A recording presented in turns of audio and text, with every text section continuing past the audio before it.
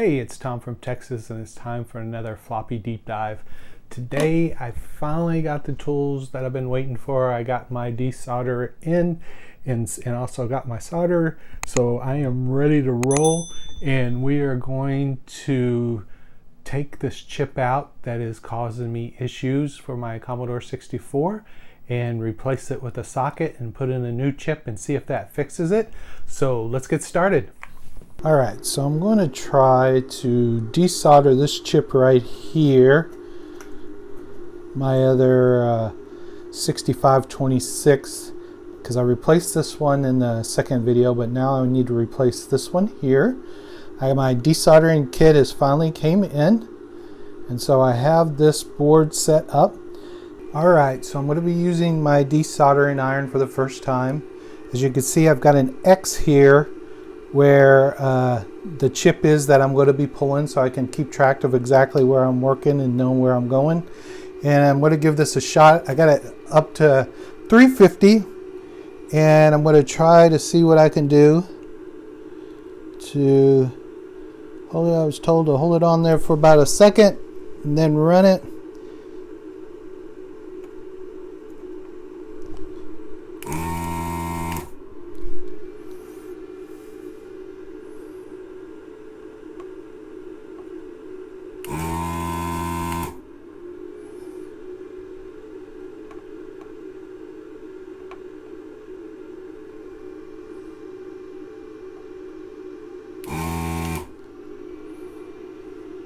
Try not to mess any of those other ones up. I'm just going to take it slow for it being my first time, because I'm really not sure. I don't think that one worked all the way. I don't see a hole in it like it's supposed to have.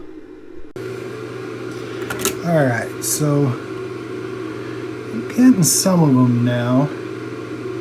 As you can see down the side. Now I got a few stragglers where it just doesn't seem to be coming out.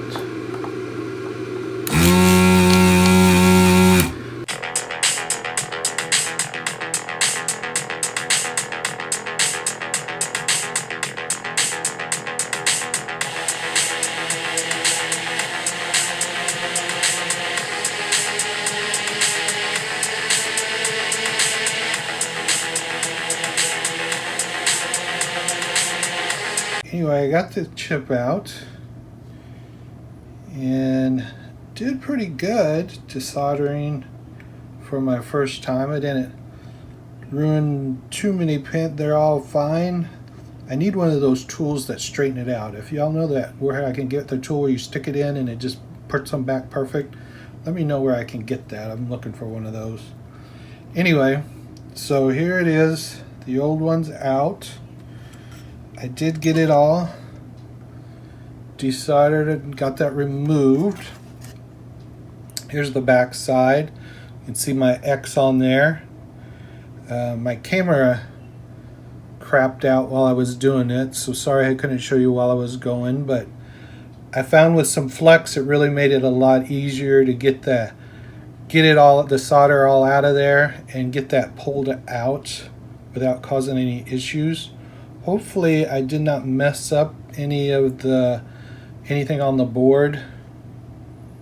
That's my biggest concern, just because I haven't done it before. We'll zoom into this area. So I know I need to clean this up with alcohol and so forth. So let me grab an alcohol wipe. Alright, so I got an alcohol wipe, and I'm just going to try to clean it up a little bit. Like I said, this is my first time to desolder and pull a chip, so hopefully I did it right and didn't cause any additional issues. Didn't mess up any of the traces, I hope, and everything still works okay. That's my fingers crossed. That's the next chore at hand, is the solder on the socket, so I could try the new chip and give it a shot and hopefully it works, God willing. And so far it's been fun. It's just been trying to figure out the right way to get it off. Everyone's telling me I got to clean it, so I need to clean up this desolderer before anything bad happens. But I do want to get this in here and get that chip in here so we can test it, and we'll go from there.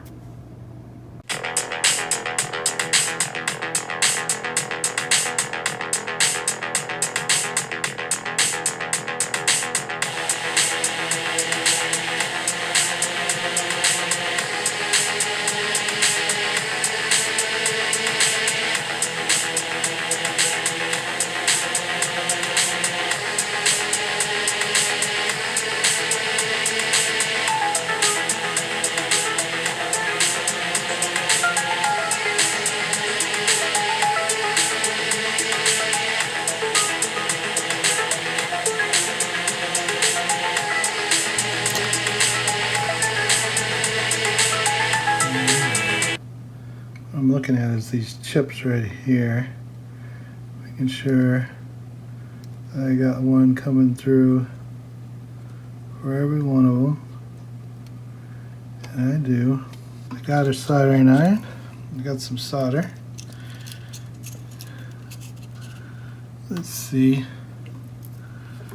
Tom's first soldering attempt here.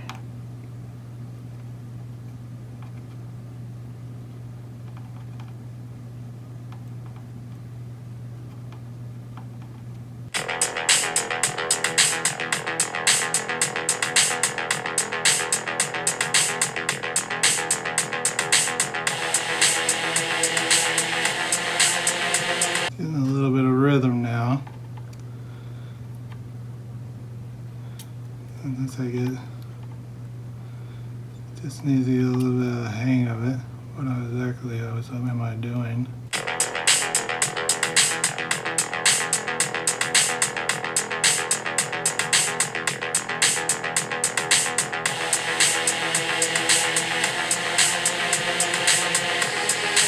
What do you think? Not bad for my very first time. What do you think? It looks like it's all soldered in. So the question is, should we put the chip in and give it a shot and see what crazy stuff it does, what I broke, what I didn't break? I say yes. So I'm going to put the chip in. I'm replacing the 6526. I got the new socket in, so hopefully this will go in easy. And push it down nice and firm. Up, got the notch. Alright, that bad boy's socketed now. My first socketed solder job. And let's see what it does, if anything. So I've got my Bill Pelton's diagnostic testing in here on the computer that I've just got working again. I'm just doing a test through. So on this I had to swap out the PLA, I had to swap out both of the 6526 chips, and I'm just doing the test now to see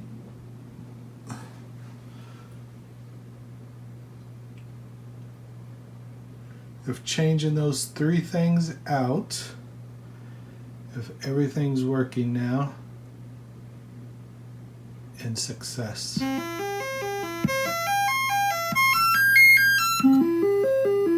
Feeling pretty awesome, guys. My first Commodore 64 to fix all by myself, well, with people's help and suggestions, but to fix all by myself, swap out chips, and do everything to get it up and working again 100%. So pretty stoked that I got it working, and excited to share this with you guys.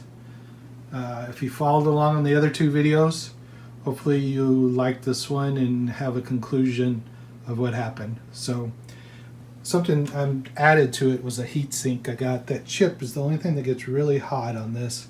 So I added that heat sink on there, so I'm hoping that will help. And I'm going to go ahead and get it back together, and as far as I can tell, everything is working perfectly. So I got it all back together and everything is working fine. Everything's tested fine. So I've got my first Commodore 64 that I've ever fixed all by myself. A big thanks and shout out to my sensei, Bill Pelton. He guided me along the way on this all the way and really helped me out, and I appreciate it.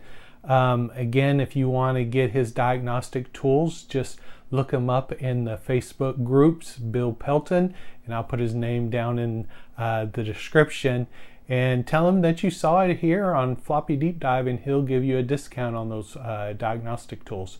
But they came in handy on here. Everything shows okay. This Commodore 64 is now working perfectly.